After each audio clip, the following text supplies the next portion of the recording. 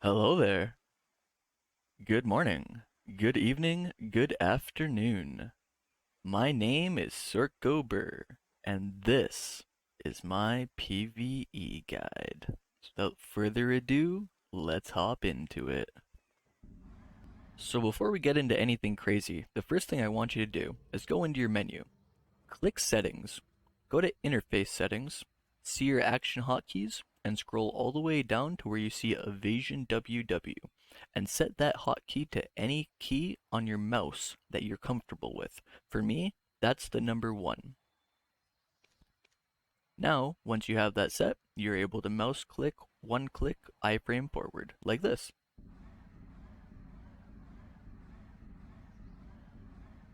There you go. Having a clean UI is important for multiple reasons. 1. Clearing useless clutter off your screen reduces distractions and raises FPS. As you see, everything is off at the moment. 2. Putting skills beside your character helps keep track of your cooldowns. And 3. Putting the proper skills in order of operation will help reduce your brain lag. Now, what I mean by this is, it's very easy to get distracted by bad skills in PvE as a Sorc. It's also very easy to get distracted during your combos and use skills out of order. So by putting the proper skills up and in order of operation, it'll help prevent this. These are the 10 skills I recommend and the order of operation. It's also very important to keep track of your stamina, shards, and e-buff, keeping them in plain view to keep track of. Right now, mine are technically visually bugged, so you can't see my stamina bar, which is right here, or my shards, which is right here. Well, you can see this part, but yeah, put them there. Now, the reason I put these 6 skills in this order is not just to track cooldowns, but also for how they work together. Tendrils is good damage and has really good self-heals, but the reason it's at the front of the list is because you can gain a full 40 shards from hitting one target with it, which will set you up for a charged GRJ and Violation's second proc later on. Soul Harvest is number 2, and a very good skill. When you use Harvest, it transitions you into Awake, has good self-heals, and gives you 10% attack speed buff. Swirling Darkness sits in number 3 because it can cancel very fast off Harvest and gives you a 6% accuracy buff. GRJ goes in the 4th slot right after Swirling because its animation is slightly faster when procced directly after a Swirling Darkness, as well as GRJ has good self-heals. Soul Reaper holds the 5th spot since it can flow off both Swirling and GRJ, but its animation speed stays the same no matter which one you flow it off. So by flowing it off GRJ instead of Swirling, it allows GRJ to get the faster animation. And lastly, let's not forget Karshan's Nightmare, aka Crows. Crows is basically an entire combo all on its own, as it has more damage than all 5 of the previous skills put together, and is quite literally the hardest hitting PvE skill in all of BDO. Now if you notice, the cooldowns of slot 1 through 5, if used in order, will always come off cooldown together, so as long as you don't mess up the order of operation, the entire combo will always be ready, like this.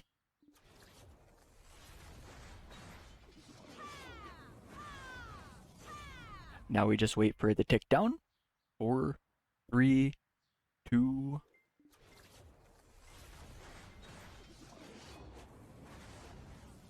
And just like that, it's always ready. When the first skill comes off cooldown, you can go back into the entire combo and the last skill will be ready by the time it gets to that skill.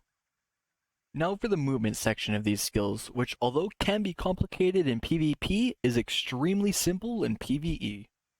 In slot 1, we have Midnight Stinger. Stinger can cancel off any of our skills, moves us forward a few feet, gives us 40% crit chance, and transitions us to pre-awake. In slot 2, we have Dark Flame, which is a forward guard movement skill that leaps us forward a few feet before a small explosion, then a hop back. It can be procced on cooldown without the forward guard, as well as you can cancel the animation of the explosion and the hop back with one forward iframe or Rushing Crow. In slot 3, we have Rushing Crow, which is another forward guard movement skill that moves us much further than Dark Flame, can cancel Dark Flame's explosion and hopback, and gives us 40% crit chance just like Stinger, but this one transitions us to Awakening, very important. And in slot 4 we have Shadow Leap. This is one of the most important skills we have, as not only is it really fast movement, but it's also an iframe, as well as it gives us 10% move speed and 15% evasion. Something else to keep in mind is where you're grinding will determine how aggressive you'll need to be, like this. If grinding in a low AP zone like Krituga, you'll only need one SA skill and one violation, and violation can be used from cooldown, so don't worry if you just used it, it'll be fine. Also keep in mind that eventually you'll just one-shot these mobs once you have enough AP, so you won't even need the violation. But I'm going to do one quick loop around here, so that way you can see how it goes. Maybe even 2 loops. We'll do a quick one here. We'll see. This is it basically though. Start off with the ult, because why not? We have it. Throw in that. SA skill, violation, next mob. SA skill, violation, next mob. SA skill, violation, next mob. Getting the hang of it?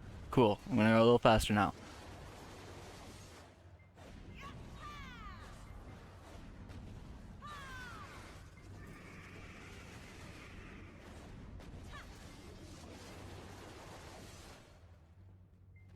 Sorry.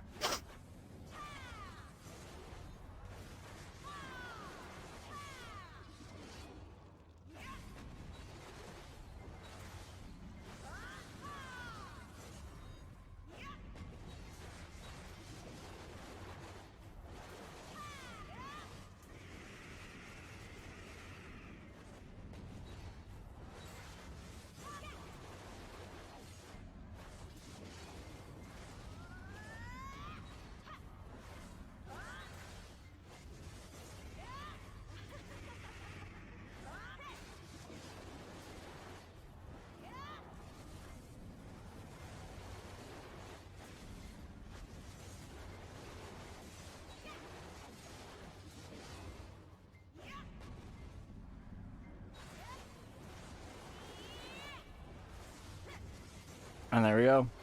We already overcleared the entire dungeon. 2 rooms overcleared just like that. In a medium AP zone like Giants, you need to rotate your 2 combos between packs. These combos being skills 1 through 5 on your cooldowns as one combo, and crows as another.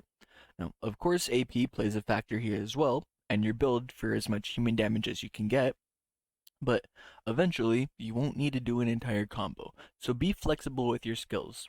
So what I'm going to do here is I'm just going to hop down in here. I'm just going to give a brief example of what to expect when you come to Giants.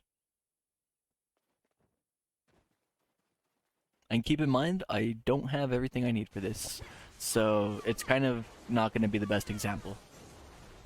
But you'll still get to see it.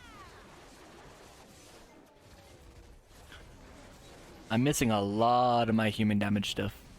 And some crystals, artifact set stuff, everything. I'm actually missing like everything for this right now. But we still fly through it easy enough.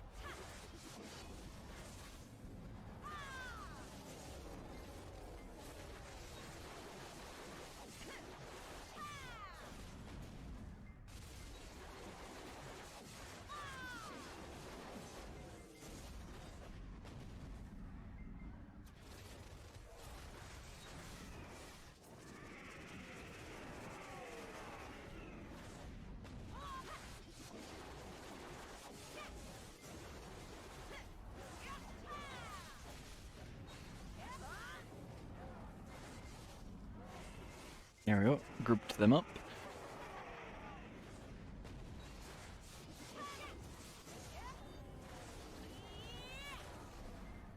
There you go. We're already back around. Not quite an overclear. Like I said, missing quite a bit. Super comfortable, super easy. You only need to use these same skills like I've been saying. You don't need to waste your time with anything else. Just do skills that do damage. It's a very easy concept, but a lot of people get distracted and end up doing wrong things, I guess. At Gyphon under here, the mechanic is you follow for the correct colors, right? So Burning Red Hammer would be this person right here.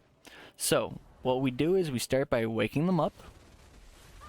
Attack speed, accuracy, we go into the other add-ons. He's going to spin around, we go through him with violation, we go into crows. See his HP bar? Absolutely just deleted. We're going to do that exact same thing on every single one of these mobs. Just like this. Wake them up. Attack speed, accuracy, other debuffs. He spins to attack me, I go through him, I crows, he dies. It's all about the recipe. And, of course, just like in the other places, the more AP you have, eventually you can cut things out. But for the long part, or for the most part, you're just gonna be doing this. This guy didn't spin around on me that time, but it doesn't matter because we have enough damage. We'll do one more real quick. See his HP? He takes no but damage when he's waking up there. There's only that last couple of hits that did damage. So it's basically just for the add-ons. This guy's the butcher. I'll explain what you gotta do with this guy too, since we got him right now. You basically want to beat this motherfucker's ass down until he's about yay HP. And you drag him over to this guy, and then you crow him. And that's all you do. And when you kill him, he wakes up all these other dudes, right? And when he wakes up all these other dudes, you can basically get one-shotted because they're very, very strong and they like to do their like big mechanics right away in a lot of cases. So if you don't kill the Flamin right away, oh, I got another one back to back. If you don't kill the Flamin right away, he ends up bring him over here right away. He could one-shot you. Like you saw right at the beginning there, how he like accidentally almost one-shot me. Just like that. Back-to-back butchers too. Kinda nice. We'll clean this up and then I'll show you how to finish off your butcher buff before we head out of here. Because why not, right? We're here. I might as well show the mechanic. Ugh. So, when you have the butcher buff, you get this thing, right? Lost Civilization's Rune. When you have this, you wake up the hammer chick here, specifically that one, the hammer chick. You have to wake her up. And then you drag her, you have to walk back. If you go too far, she won't aggro you. So you gotta keep going, and you drag her over to the purple chick specifically. It has to be these two. You wake up the red chick, the hammer chick, and you walk her over to the purple chick, the Flamin. And then you kill him on top of him without dying. And when that happens, you're gonna retain the Lost Civilization Ruin buff for however long it's left for. Letting you kill this next pack really, really quickly. He's gonna wake up here, he'll be dead. Boom. Just like that. And yeah, that's your tower grinds. It's all just a recipe. You figure out what your recipe is, and then you do it. So there's a rule of thumb when building for PvE, and that is stack AP first, species damage second, and percentile damage third. Keep this in mind when we go over this next part. This is Garmoth.com. This is a website that's entire purpose is all the tools you'll need for BDO. There's many things you can do on this website, from gear building to checking out journal guides, but we're going to keep this brief and simple and only focus on what we need for our PvE: monster zone AP caps and accuracy caps. So go ahead and throw all of your gear into the gear builder here first, and once you have that done, go over here to monster zone AP caps. These are the AP caps for all the different grind zones in BDO. Using this, you can find the AP cap for anything. Just make sure you're following the PvE rule of thumb: AP first, species second, and percentile third. So if I wanted to grind Calpheon Elvia Giants, I would scroll down to here, slide over to here, and this is an 856 AP zone under a 5% soft cap, meaning that every 1 AP you have beyond 856 mark will only give you 5% of that 1 AP. So, for places with a 5% cap, it's even more important to understand your species damage. And you can tell your species damage on any mob is by hovering over the logos beside their names right over here. As you can see, Primal Giants is humans. Sonals is demi-humans. If we scroll down here, we have Ash Forest, Kama Silva. These are all the different mob types in the game. Knowing your mob type species damage is very important. Now, over here is where we go to check for our accuracy, near the same spot where we went for our Monster Zone AP caps, just right above that. In here, we have all the accuracy caps that matter in PvE, and just like with the AP caps, it compares your gear build to the zones, so it shouldn't be too difficult to figure out how to get to 100% hit rate in any grind zone that requires accuracy using this. Just play around a little with it, have some fun. Now, I could show you crystals, add-ons, and consumables next, but I'm not. I'm not going to for these reasons. 1. Crystals are just stats. Flat stats, that's all they are. And they'll slightly change based on where you're grinding. 2. Consumables are also just flat stats. And again, will slightly change based on where you're grinding. And 3.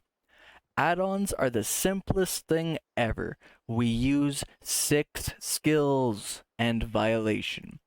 That's 7 skills total. And we have 6 add-on slots. Figure it out. So, for all 3 of those things, you would utilize your tools, aka Garmoth, and follow the rule of thumb for PvE. AP first, species second, and percentile damage third. By doing this, it will help you more in the long run because you will be able to identify what stats you're lacking and what stats you can sacrifice to gain others. A good example being sacrificing AP to gain species damage after you're over the cap.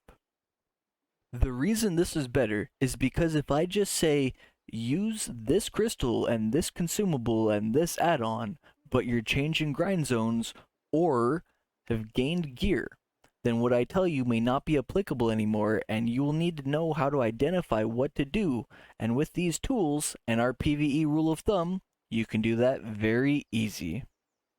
So, that pretty much covers everything I do believe. We went over how to mouse click iframe, we know our correct skills, our DPS skills, and our movement skills, how to utilize them. We understand that in low AP zones or in zones where we're simply going pack to pack and 1 or 2 shotting things, we need to utilize the 1 AP, 1 violation rule, so that way we don't run out of stamina and we don't overuse our violation. We went over our PvE rule of thumb of AP first, species second, and percentile third. I showed you guys garmoth.com and where to go on the website to find the AP caps and the accuracy caps. And I showed some grinding of low AP, medium AP, and high AP grind zones. The only thing that I can think of left to give you as a tip would be aim your skills. This is kind of a basic common sense thing, but it's very easy to forget, as a lot of characters in this game just have really big AoEs that are all over the place, and you don't actually need to aim your skills for a lot of classes. However, with Sorc, you do want to actually aim your skills. There are a lot of like frontal damage, not much for the whole 360, everything gets exploded kind of thing, so you're going to want to aim your skills. But other than that, that's Sorc PvE 101. I hope you enjoy.